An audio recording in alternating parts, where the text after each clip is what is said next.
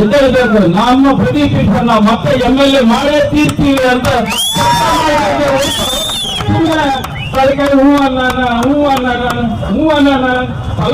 ಪ್ರಯೋಜನ లేదు. ಎದೆ ತಟ್ಟಿ ನಿಂತ್ಕೊಬೇಕು. ಬಂದ್ರೆ ಯಾರು ಬರ್ತಾರೆ ನೋಡೋಣ.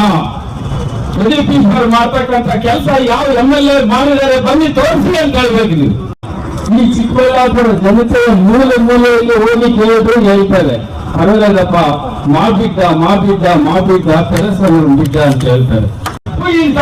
MLA ಇನ್ ಚಿಕ್ಕಬಳ್ಳಾಪುರ ಹಿಸ್ಟ್ರಿ ಅಂದ್ರೆ ಪ್ರದೀಪ್ ಈಶ್ವರ್ ಅಂತ ಹೊತ್ತು ಬರುತ್ತೆ. ಇವಾಗ 80 ವರ್ಷದ ಮುದುಕರು ಹೇಳ್ತಾರೆ, ತಿರ್ಗಾ ರಾವಲ್ಲ ನಾನು ಬಿದ್ದ, ತಿರ್ಗಾ MLA ಕಾವಲ್ಲ ಅಂತ. ನಾನು 5 ಕೋಟಿ ರೂಪಾಯಿ ಒಂದು ರಸ್ತೆಗೆ ಕೊಟ್ಟಿದ್ದಾರೆ ಅಂದ್ರೆ it is a great history in Chikkaballapur.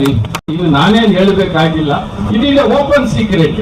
Pradeep Eshwar ಯಾವ ತರ ಕೆಲಸ ಮಾಡ್ತಾ ಇದ್ದಾರೆ ಅನ್ನೋದು ಓಪನ್ ಸೀಕ್ರೆಟ್. ಮಿನಿಸ್ಟರ್ ಆದ್ರೂ ಒಳ್ಳೇದು ಅಂತಂದ್ರೆ ಮಿನಿಸ್ಟರ್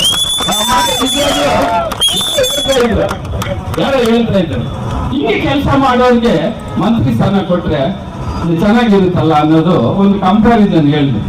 ಮಿನಿಸ್ಟರ್ ನಮ್ಮ ಪ್ರದೀಪ್ ಈಶ್ವರ್ ಆಗ್ಬಿಟ್ರೆ ಒಳ್ಳೇದು ಅಂತ ನನ್ನ ಅನಿಸಿಕೆ, ನನ್ನ ಸ್ವಂತ ಅನುಭವ. ನಮ್ಮ ಅಣ್ಣ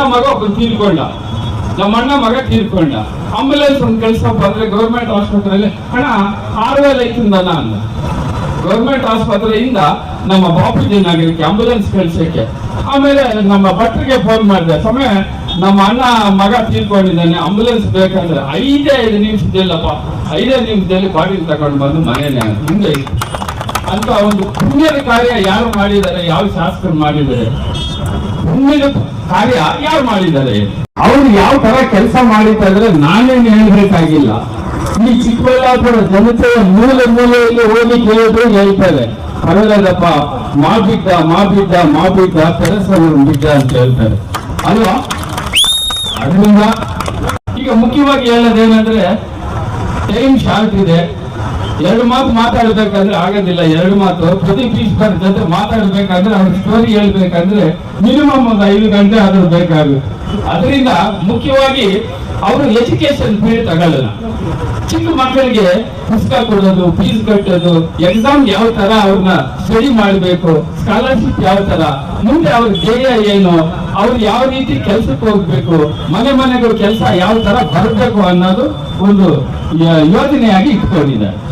2ನೇದು, ಸುಮಾರು ನಮ್ಮ ತಂದೆಯವರು MLA ಆಗಿದ್ದಾಗ ಹೇಳ್ತಾ ಇದ್ರು, ಈ ಕಟಾರ್ ಕದ್ರೇನಹಳ್ಳಿ, ಈ ಮಂಡಿಕಲ್ ಈ ಕಡೆ ಬಹಳಷ್ಟು ರಾತ್ರಿ ಹೊತ್ತು ಏನಾದ್ರು ಪೇಷಂಟ್ ಸೀರಿಯಸ್ ಆಗಿಬಿಟ್ರೆ ಆಸ್ಪತ್ರೆಗೆ ಹೋಗೋಷ್ಟು ಎಷ್ಟೋ ಜನ ಸತ್ತೋಗಿದೆ. ಸೊ ಅದರಿಂದ ಅದನ್ನ ಮನಗಂಡು ಅಮ್ಮ ಆಂಬುಲೆನ್ಸ್ ಅಂತ ಚಿಕ್ಕಬಳ್ಳಾಪುರಕ್ಕೆ ಯಾವ ಶಾಸಕರು ಮಾಡಿಲ್ಲ. ಅಮ್ಮ ಆಂಬುಲೆನ್ಸ್ ಸ್ವಂತ ಖರ್ಚಿನಲ್ಲಿ ಮಾಡಿದ್ದಾರೆ. ಸ್ವಂತ ಖರ್ಚಿನಲ್ಲಿ. ಯಾಕಂದ್ರೆ ನಿಮ್ಗೆ ಎಲ್ಲ ರಾಜಕೀಯಗಳು ನಮಗಿಂತ ನಿಮಗೆ ಚೆನ್ನಾಗಿ ಗೊತ್ತು. ನಾವು ಒಂದು 5 ವರ್ಷ ನೋಡಿದ್ರೆ ನೀವು 50 ವರ್ಷ MLA ನೋಡಿದ್ದೀರಿ. MLA ಇನ್ ಚಿಕ್ಕಬಳ್ಳಾಪುರ ಹಿಸ್ಟ್ರಿ ಅಂದ್ರೆ ಪ್ರದೀಪ್ ಈಶ್ವರ್ ಅಂತ ಹೊತ್ತು ಬರುತ್ತೆ. ಪ್ರದೀಪ್ ಈಶ್ವರ್ ಅಂತ ಯಾಕಂದ್ರೆ ಪಕ್ಷಾತೀತವಾಗಿ ಕೆಲಸ ಮಾಡ್ತಾ ಇದ್ದಾರೆ. ನಮ್ಗೆಲ್ಲ ಬಹಳಷ್ಟು ಖುಷಿ, ನಾವೆಲ್ಲ ಬಹಳಷ್ಟು ಅವ್ರಿಗೆ ಆಶೀರ್ವಾದ ಮಾಡ್ತೀವಿ. ಇವಾಗ 80 ವರ್ಷದ ಮುದುಕರು ಹೇಳ್ತಾರೆ, ತಿರ್ಗಾ ರಾವಲ್ಲ ನಾನು ಬಿದ್ದ, ತಿರ್ಗಾ MLA ಕಾವಲ್ಲ ಅಂತ. ನಾನು ತಿರ್ಗಾ MLA ಕಾವಲ್ಲ ಅಂತ ನಾವು ಸೋಷಿಯಲ್ ಮೀಡಿಯಾದಲ್ಲಿ ಹೇಳ್ತಾ ಇರ್ತಾರೆ. ಪ್ರತಿಯೊಂದು ವಿಷಯದಲ್ಲಿ ಕೆಲಸ ಮಾಡ್ತಾ ಇದ್ದಾರೆ. ಅವರಿಗೆ ದೇವರು ಒಳ್ಳೇದು ಮಾಡ್ತಾರೆ ಅಂತ ನಮ್ಮ ಅನಿಸಿಕೆ. ಈಗ ಈ ಪೆರೇಸಂದ್ರ ಗ್ರಾಮದಲ್ಲಿ ಸುಮಾರು 4-5 ಕೋಟಿ ರೂಪಾಯಿ 5 ಕೋಟಿ ರೂಪಾಯಿ ಕೆಲಸ ಪ್ರಾರಂಭ ಮಾಡ್ಬೇಕಂದ್ರೆ ಇದು ಸಾಮಾನ್ಯವಾದ ಮಾತಲ್ಲ.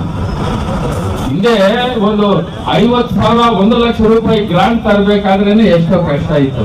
ಅಂತ 5 ಕೋಟಿ ರೂಪಾಯಿ ಒಂದು ರಸ್ತೆಗೆ ಕೊಟ್ಟಿದ್ದಾರೆ ಅಂದ್ರೆ it is a great history in Chikkaballapur political history.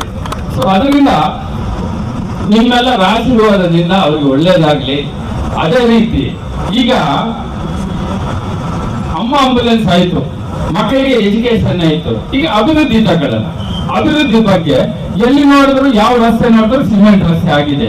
ಸುಮಾರು 50-70% ಚಿಕ್ಕಬಳ್ಳಾಪುರದಲ್ಲಿ ಎಲ್ಲ ಕಾಂಕ್ರೀಟ್ ರೋಡ್ಸ್ ಆಗಿದೆ. ಹಳ್ಳಿಗೂ ಕಾಂಕ್ರೀಟ್ ರೋಡ್ಸ್ ಆಗಿದೆ, ಮನೆಗಳಾಗಿದೆ, ಮತ್ತೆ ಅಂಗನವಾಡಿ ಸೆಂಟರ್ಗಳಾಗಿದೆ, ಶಾಲೆಗಳಾಗಿದೆ, ಕರೆಂಟ್ ಬಂದಿದೆ, ಮನೆಗಳಾಗ್ತಾ ಇದೆ.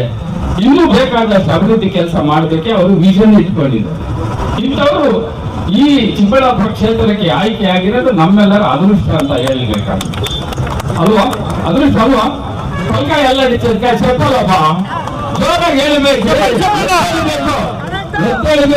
ಎದ್ದೇಳಬೇಕು. ನಮ್ಮ ಪ್ರದೀಪ್ ಈಶ್ವರ್ ನಾವು ಮತ್ತೆ MLA ಮಾಡೇ ತೀರ್ತೀವಿ ಅಂತ తలకాయ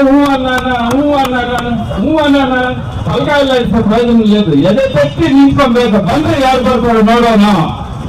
ಪ್ರದೀಪ್ ಈಶ್ವರ್ ಮಾಡ್ತಕ್ಕಂಥ ಕೆಲಸ ಯಾವ MLA ಮಾಡಿದ್ದಾರೆ ಬನ್ನಿ ತೋರಿಸಿ ಅಂತ ಹೇಳ್ಬೇಕು ನೀವು. ಅಲ್ವಾ? ಆ ಪೋಷದಿಂದ ಇದ್ರೇನೆ ಅವರು ಮತ್ತೆ ಅವ್ರ ಆಶೀರ್ವಾದ ತಗೊಂಡು ಅವ್ರು ಮತ್ತೆ ಕೆಲಸ ಮಾಡೋದಕ್ಕೆ ಒಂದು ಸ್ಪಿರಿಟ್ ಬರುತ್ತೆ, ಎಲ್ಲರಿಗೂ ಒಂದು ಸ್ಪಿರಿಟ್ ಬರುತ್ತೆ. ಏನು ಮುಷ್ಟೂರು ರಸ್ತೆ ಈಗ ಮುಷ್ಟೂರು ರಸ್ತೆನಾ? ಮುಷ್ಟೂರು ರಸ್ತೆ ನೋಡಿ, ಎಲ್ಲಾ ರಸ್ತೆಗಳು ಮಾಡಿದ್ರೆ ಮುಷ್ಟೂರು ರಸ್ತೆ ಯಾವಪ್ಪ? ಎಲ್ಲಾ ರಸ್ತೆಗಳು ಮಾಡಿದ್ದಾರೆ, ಮಾಡ್ತಾ ಇದ್ದಾರೆ, ಇನ್ನೂ ಬೇಕಾದಷ್ಟು ಮಾಡ್ತಾರೆ.